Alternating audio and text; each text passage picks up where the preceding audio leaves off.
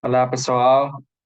No tutorial de hoje, a gente vai abordar o tema de amplificador operacional desde o ponto de vista das imperfeições em corrente contínua, mais especificamente a tensão de offset.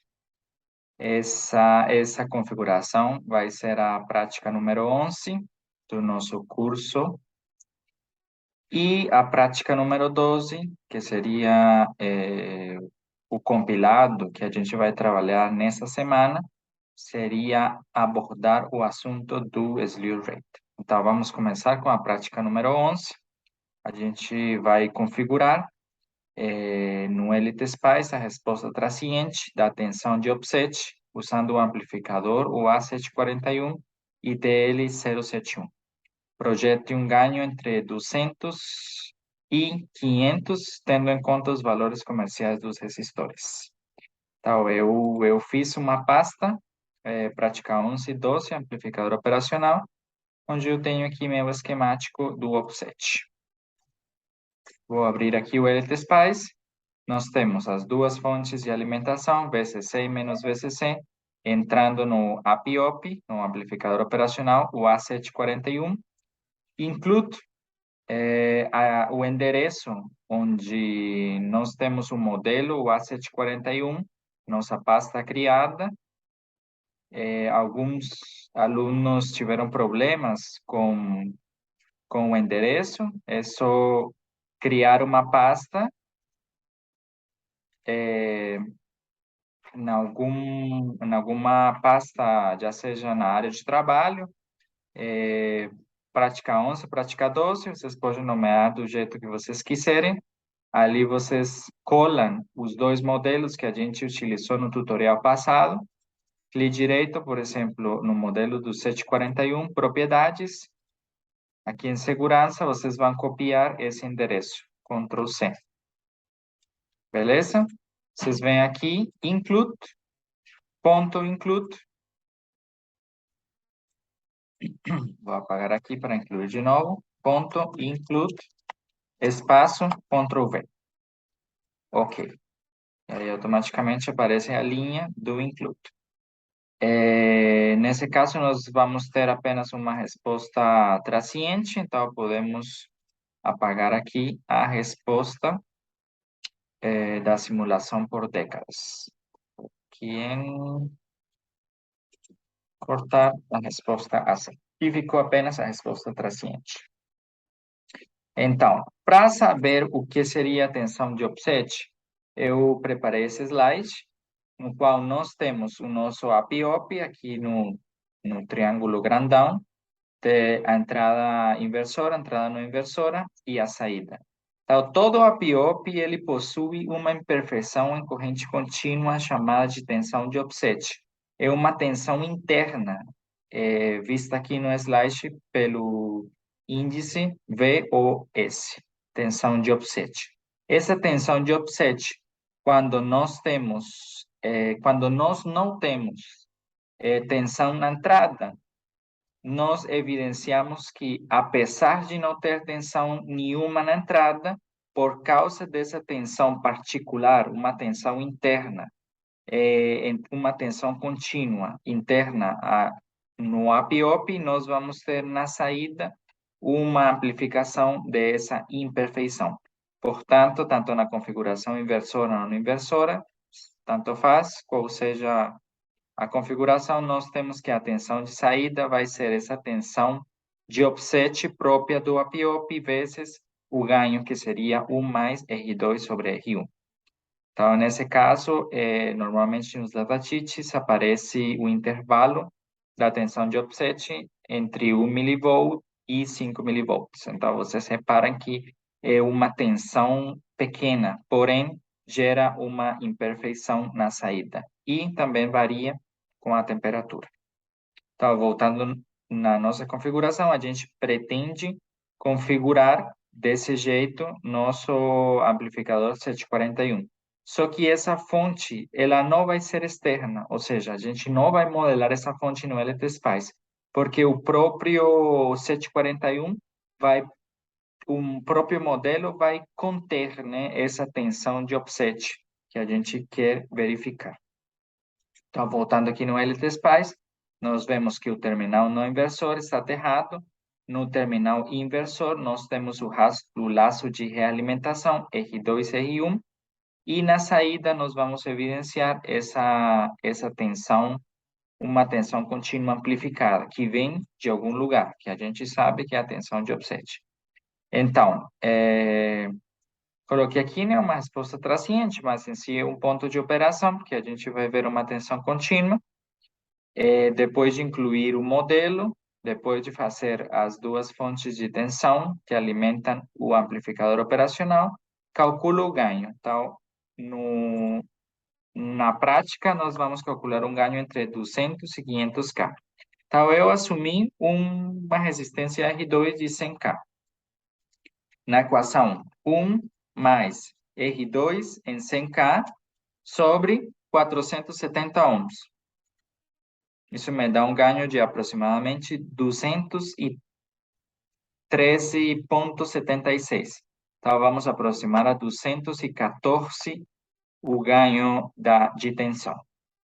Então, vamos simular aqui nosso esquemático. Vamos colocar um medidor de tensão, Vout, e automaticamente nós vemos que sem possuir uma tensão de entrada, vocês reparam que nós não temos nem no terminal não inversor, nem no terminal inversor, nós não temos tensão de entrada.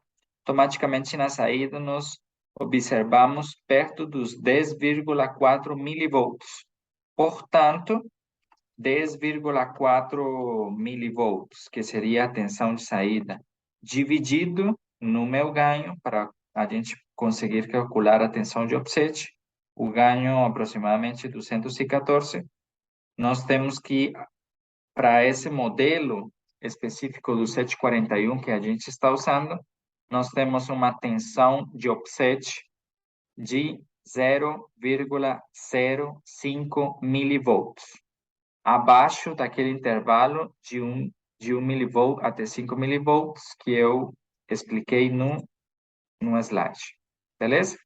Então, na prática, a gente vai ver um valor um pouco mais aproximado para o 741, que provavelmente esteja dentro desse intervalo.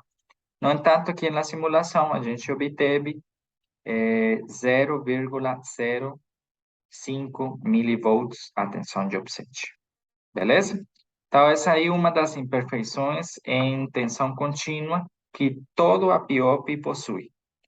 Vocês, como tarefa, para a nossa próxima aula, vão implementar o amplificador operacional TL071 e vocês vão calcular, pode manter a mesma relação entre R2 e R1, vão calcular essa tensão de offset. Beleza?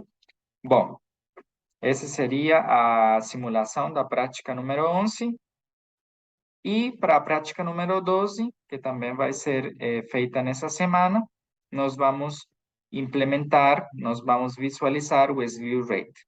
Então, primeiro vamos saber o que seria esse slew rate. Então, o slew rate, em outras palavras, é a taxa de variação da tensão de saída, a taxa máxima de variação da tensão de saída. Então, o que acontece? Nessa configuração, uma das mais simples, que é o seguidor de tensão, que o ganho seria igual a 1, nós temos uma tensão de entrada que não vai ser amplificada. Mas essa tensão de entrada, se a gente supõe ela quadrada e aquele nível de tensão entre 0 e o pico máximo for um valor alto, o meu amplificador operacional deve estar na capacidade de enxergar essa mudança de tensão. Beleza? Então, no caso o degrau seja de pequena amplitude, a resposta obedecerá um comportamento na função exponencial. Agora, no caso que o degrau seja de grande amplitude, que é o caso que a gente vai abordar na prática, o slew rate determinará a máxima variação da tensão de saída, ou seja, que tanto o APIOP demora em enxergar esse nível máximo. Beleza? Então, nós podemos ver aqui uma simulação feita com slew rate, onde nós temos uma onda de entrada, uma onda quadrada, com uma certa amplitude, e nós vemos que a resposta na saída do APOP, ele, quando muda de estado, ele demora certo ponto, tendo uma inclinação na reta até enxergar, né, a amplitude máxima de saída. Então, em geral, esse fenômeno é mais visível em variações bruscas de elevada amplitude, ou seja, uma onda quadrada com uma amplitude considerável. O slew rate pode causar uma distorção não linear na saída. Beleza? Então, voltando aqui na nosso LTSpice, podemos fechar essa simulação da tensão de offset. E voltando lá na nossa pasta, eu já tinha criado o esquemático do slew rate. De novo, com o 741, na configuração seguidor, nós temos o laço de realimentação em curto-circuito, nós temos pelo terminal não inversor, nossa tensão de entrada, que vai ser uma onda quadrada, e nós temos as duas fontes de alimentação contínuas. Nós temos aqui a tensão na saída, include o modelo do nosso amplificador operacional, o A741, e a resposta transiente. Uma das primeiras coisas seria configurar essa onda quadrada. Tá? Para configurar essa onda quadrada, clique direito, nós vamos selecionar essa onda pulsante.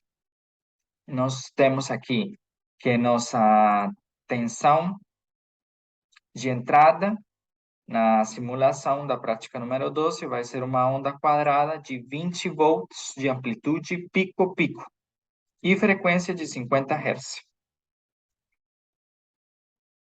Então, voltando aqui no LTSpice, nós vamos ter 20 volts pico-pico. Portanto, esse V inicial seria o pico negativo, beleza? Então, se é 20 volts pico-pico, nós vamos estar oscilando entre menos 10 e 10 volts, beleza?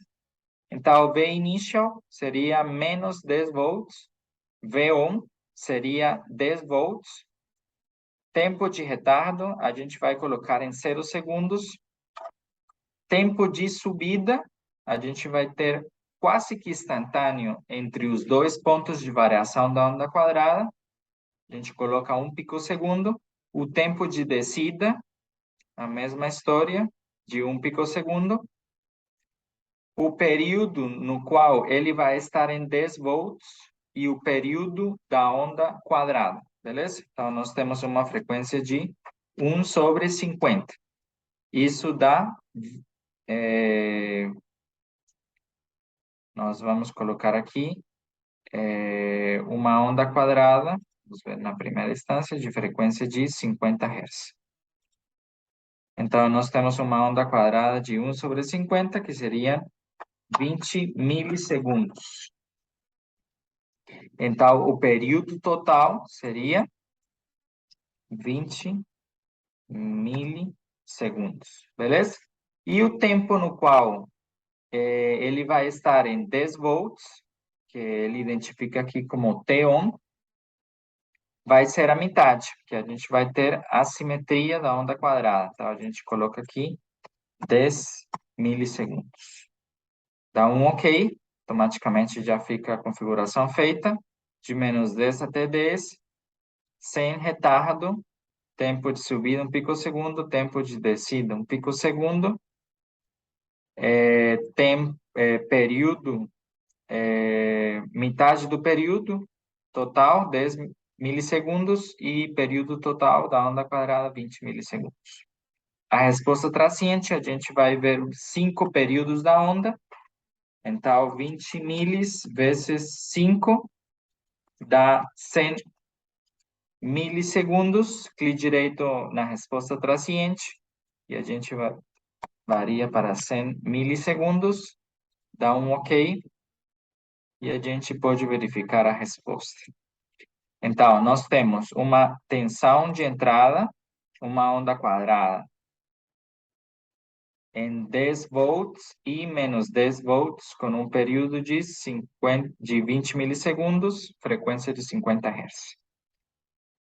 Nós vemos aqui um período, 2, 3, 4 e 5, beleza? Agora, na resposta na saída, o Vout, nós vemos que nessa frequência, o amplificador 741, ele consegue responder na variação da tensão de entrada. E ele consegue acompanhar sem a amplificação, porque a gente está na configuração seguidor de tensão, que o ganho é a unidade. A gente consegue acompanhar a tensão de saída ser igual à tensão de entrada. Beleza? Só que agora a gente vai ver a resposta no aumento da frequência. Então, nós vamos modificar a frequência dessa onda quadrada de 50 Hz, vamos aumentar para 10 kHz. 1 sobre 10 kHz vai dar 100 microsegundos o período. A metade desse período seria 50 micros. As outras parâmetros vamos deixar iguais. Dá um OK. E nós queremos ver 5 períodos da onda quadrada. Então, 100 microsegundos vezes 5 dá 500 microsegundos. Clique direito, 500 micros. OK. E nós avaliamos a resposta do sistema. Aqui nós podemos observar que a onda verde continua sendo a onda de entrada e a onda azul se separa que o APIOP 741 não está conseguindo responder às mudanças bruscas, às mudanças drásticas que existem na variação entre menos 10 e 10 volts do sinal de entrada. E ele tem essa inclinação, essa curva inclinada com essa pendente. Essa pendente, essa inclinação é a máxima taxa de variação da tensão na saída, ou o slew rate. Essa inclinação existe tanto na subida quanto na descida. Você separa que passados aproximadamente uns 40 microsegundos, o APIOP ele consegue enxergar a tensão de pico máxima e a mesma história na descida. Depois de uns 40 microsegundos mais os 50 da metade do período, ou seja, aproximadamente 90 micros, ele consegue enxergar o nível baixo, que seria menos 10 volts. Vamos verificar, vamos calcular de fato qual seria esse slew rate. No Vout, nós colocamos o marcador 1, vamos calcular aqui na descida, e o 2. 2 pontos na inclinação da curva. Então, o slew rate, por definição, ele vai ser seria a derivada de V0 sobre o tempo, com relação ao tempo, no ponto máximo.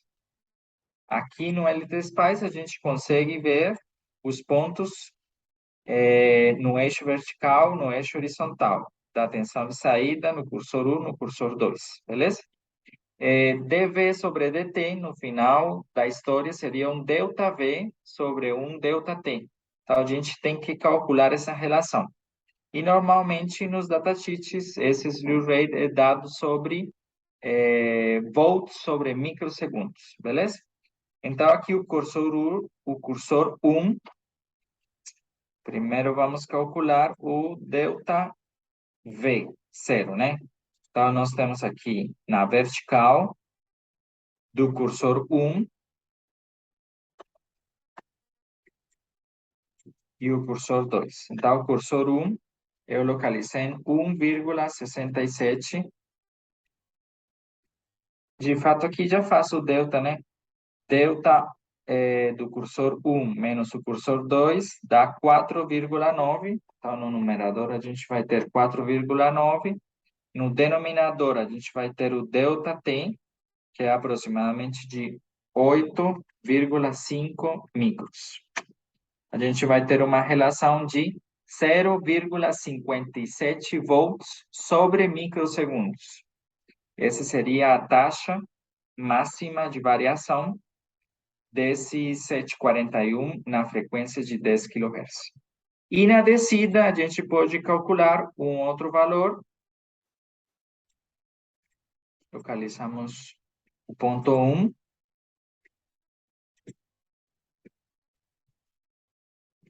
Localizamos o ponto 2. O delta V vai ser menos 4,46, porque está na rampa de descida. No obstante, mantemos um valor absoluto, 4,46, dividido em 7,94.